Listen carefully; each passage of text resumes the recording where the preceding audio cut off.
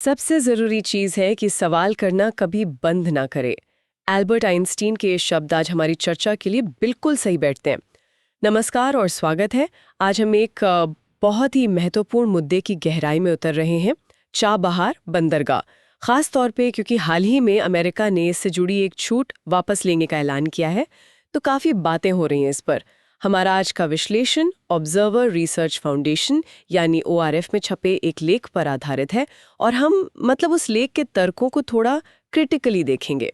ये चर्चा UPSC की तैयारी करने वालों के लिए खास हो सकती है, प्रीलिम्स और मेंस दोनों के लिए, और जाहिर है उनके लिए भी जो दुनिया में क्या चल रहा है ये समझना चाहते हैं। तो सवाल ये है कि वही ये चाबहार इतना खास क्यों है भारत के लिए, और अमेरिका की ये छूट वापसी, क्या ये वाकई कोई बड़ा झटका है? आज हम यही समझने की कोशिश करेंगे। और एक दिलचस्प बात यह है कि शायद असर उतना बड़ा ना हो जितना लग रहा है, क्योंकि दिक्कतें तो छूट के बावजूद पहले से ही थी। चलिए इसी को समझते हैं। तो सबसे पहले चाबहार है कहाँ? इसकी लोकेशन बहुत अहम है। ये ईरान के दक्षिण पूर्वी तट पर है, ओमान की खाड़ी में। इसको अरब सागर तक सीधी पहुंच है। और सबसे बड़ी बात, ये हॉर्मुज़ जलडमरू मध्य, जो काफी व्यस्त और कह सकते हैं संवेदनशील रास्ता है, उससे बाहर है। हाँ, और ये बहुत महत्वपूर्ण है स्ट्रेटेजिकली। इससे जहाज़ों की आवाजाही आसान हो जाती है, सुरक्षित भी। और ईरान का जो दूसरा बड़ा पोर्ट है बंदर अब्बास, उसके मुकाबले यहाँ भीड़ भी कम रहती है, तो जहाज़ों को इंतजार नहीं करना पड़ता ज्यादा। ऊपर से ये एक मुक्त आर्थिक क्षेत्र है, एक फ्री इकोनॉमिक जोन। इसका क्या मतलब हुआ? इसका मतलब है कि वहाँ व्यापार करना आसान है। नियम कायदे, कस्टम्स, टैक्स प्रक्रियाएं, ये सब काफी सरल होती हैं। और जैसा आपने कहा, इसकी लोकेशन सिर्फ समुद्री रास्ते के लिए नहीं बल्कि जमीनी कनेक्टिविटी के लिए भी खास है। ये भारत को एक रास्ता देता है, पाकिस्तान को बाईपास करके अफगानिस्तान और फिर सेंट्रल एशिया तक पहुंचने का। और हाँ, फ्री इकोनॉमिक जोन होने से निवेश और व्यापार को भी आकर्षित करता है। लागत कम, काम आसान। अच्छा, अब अगर पोर्ट की कैपेसिटी क्षमता की बात करें तो यहाँ 2 मुख्य टर्मिनल है। एक है शाहिद कलंदरी, वो पुराना वाला है।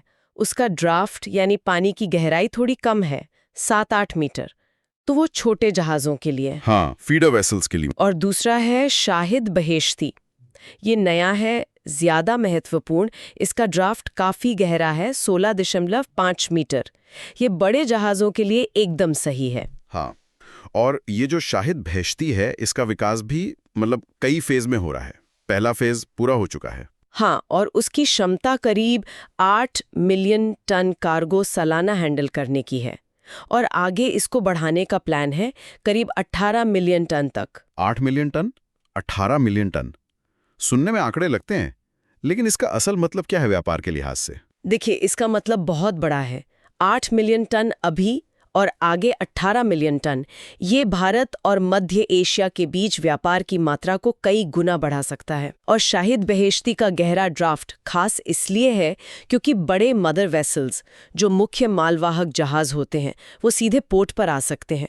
इससे सामान लाने ले जाने का खर्च यानी लॉजिस्टिक्स कॉस्ट कम होती है और पूरा ऑपरेशन ज्यादा एफिशिएंट बनता है। और ऐसा दिख भी रहा है कि हाल के सालों में ट्रैफिक बढ़ा है। ORF का लेख बताता है कि 2018 से अब तक 450 से ज्यादा जहाज आ चुके हैं। और करीब 1.34 लाख TEU कंटेनर, TEU मतलब वो कंटेनर नापने की यूनिट होती है, 20 फुट इक्विवेलेंट यूनिट। हाँ, स्टैंडर्ड यूनिट। और 8.7 मिलियन टन से ज्यादा दूसरा कार्गो भी हैंडल हुआ है।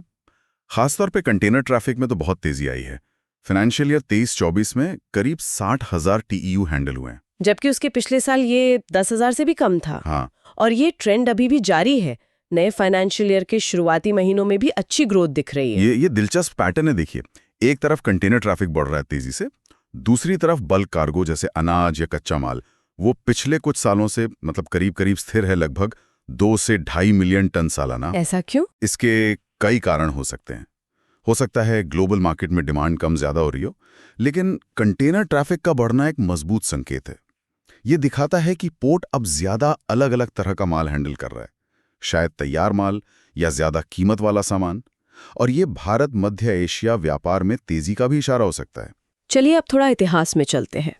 भारत इस प्रोजेक्ट से जुड़ा कैसे? मई 2015 में भारत ने ईरान के साथ एक MOU साइन किया था चाबहार को लेकर। यह शुरुआती समझौता था। हाँ, और फिर 1 साल बाद 2016 में एक त्रिपक्षीय समझौता हुआ, भारत, ईरान और अफगानिस्तान के बीच। और याद कीजिए, ये वो समय था जब ईरान पर से अंतर्राष्ट्रीय प्रतिबंधों में ढील मिली थी, वो JCPOA यानी ईरान न्यूक्लियर डील के बाद। बिल्कुल। उस दौर में भारत और ईरान का व्यापार, खासकर तेल का, काफी बढ़ रहा था। हाँ, लेकिन फिर 2018 में सब बदल गया। अमेरिका JCPOA से हट गया, और उसने ईरान पर फिर से कड़े प्रतिबंध लगा दिए, वो मैक्सिमम प्रेशर पॉलिसी। जिसका सीधा असर भारत पर पड़ा। हमें ईरान से तेल लेना मतलब लगभग बंद करना पड़ा, 0 पे आ गया। ये हमारी एनर्जी सिक्योरिटी के लिए बड़ा झटका था। बहुत बड़ा झटका था। लेकिन उसी मुश्किल समय में अमेरिका ने चाबहार को लेकर एक, कह सकते हैं, रियायत दी थी, एक छूट।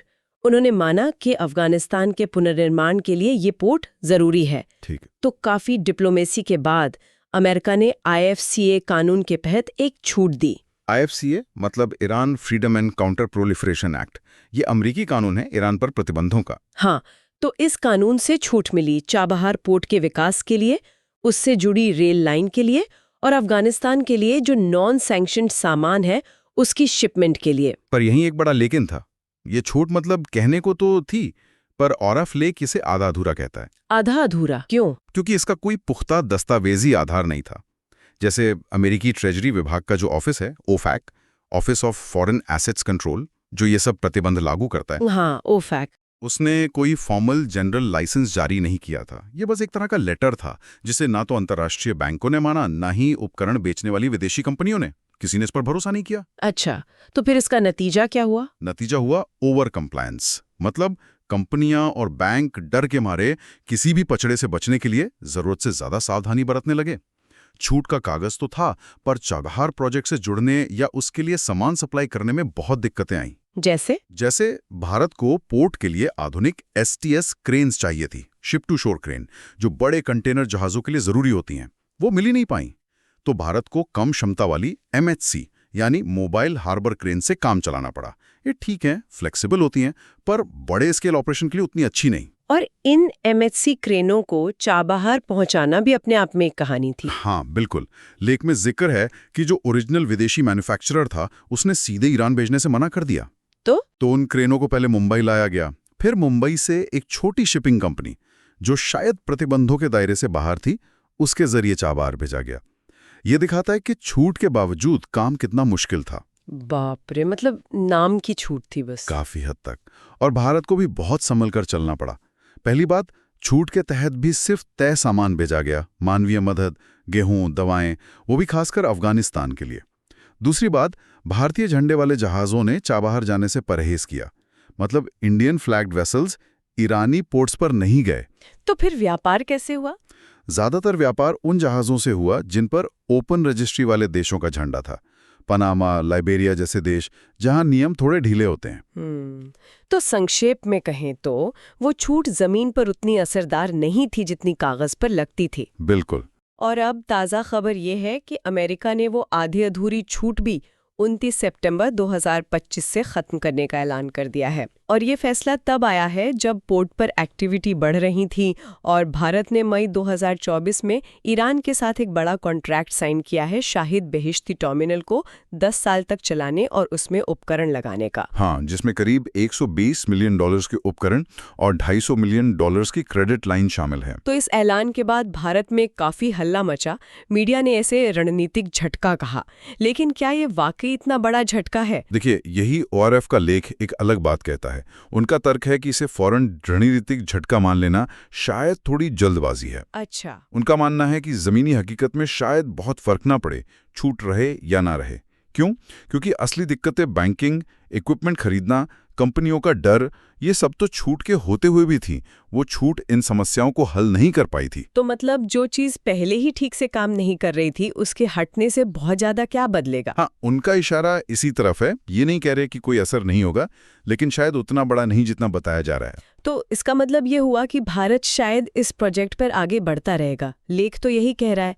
भारत ने इसमें बहुत निवेश किया है, समय, पैसा, डिप्लोमेटिक एनर्जी। हाँ, और इसके पीछे ठोस कारण है। पहला, चाबहार सिर्फ अफगानिस्तान के लिए नहीं है।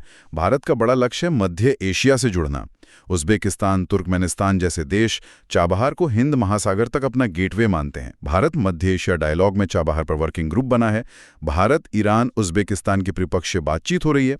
ये सब इसी बढ़ते फोकस को दिखाता है। और हाँ, पाकिस्तान को बाईपास करके यूरेशिया तक पहुंचने का ये एक अहम रास्ता है। बिल्कुल। दूसरा पहलू है रीजनल बैलेंस का। अगर भारत यहां से हटता है तो वो जगह चीन जैसे खिलाड़ी ले सकते हैं, क्योंकि पाकिस्तान को बाईपास करके यूरेशिया जाने का ये एकमात्र समुद्री रास्ता है। भारत शायद इसे छोड़ना नहीं चाहेगा, भले ही प्रतिबंधों का खतरा बना रहे। देखिए, ईरान के साथ काम करने में जोखिम तो हमेशा से रहा है। भारतीय कंपनियों, बैंकों के लिए ये कोई नई बात नहीं है। प्रतिबंधों का डर पहले भी था।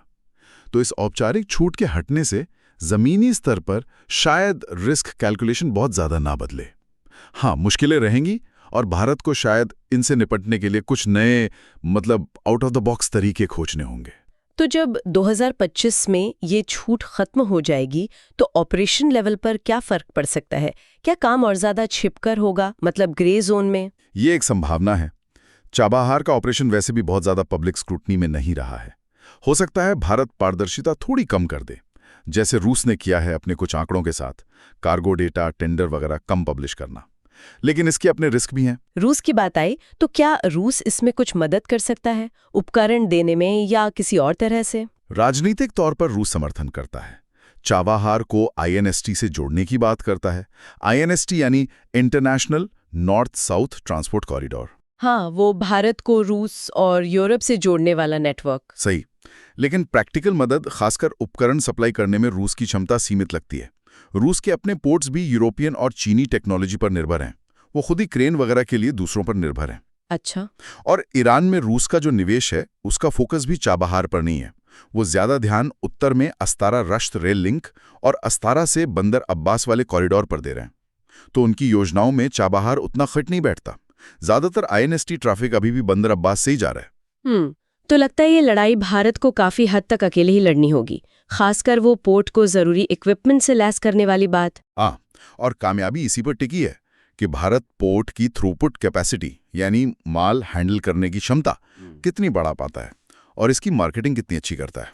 अगर चाबहार एक सस्ता और कुशल विकल्प बन जाता है तो बिजनेस, मतलब कंपनियां, प्रतिबंधों की मुश्किलों के बावजूद इसे अपनी सप्लाई चेन में शामिल करने के रास्ते निकाल ही लेंगी। और एक चीज जो शायद गेम चेंजर हो सकती है, रेलवे कनेक्टिविटी। बिल्कुल। चाबहार को ईरान के इंटरनल रेल नेटवर्क से जोड़ने का काम लगभग पूरा होने वाला है। अगर ये हो जाता है तो ये पोर्ट आईएनएसटीसी के पूर्वी हिस्से से जुड़ जाएगा। फिर मध्य एशिया तक माल भेजना कहीं ज्यादा आसान और सस्ता हो जाएगा।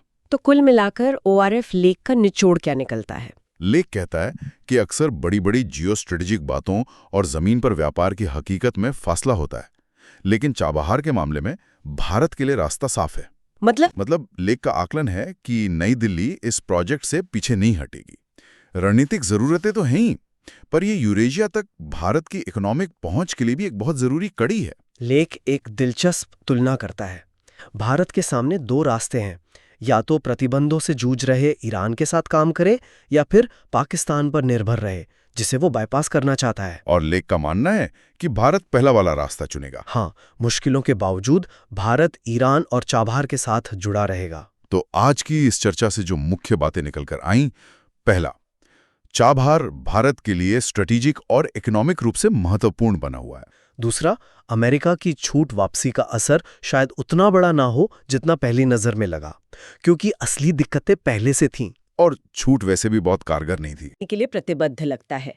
जैसा हमने शुरू में कहा था, ये टॉपिक यूपीएससी एस्पिरेंट्स के लिए जरूरी है, प्रीलिम्स और मेंस दोनों के लिए, और करंट अफेयर्स में रुचि रखने वाले सभी के लिए।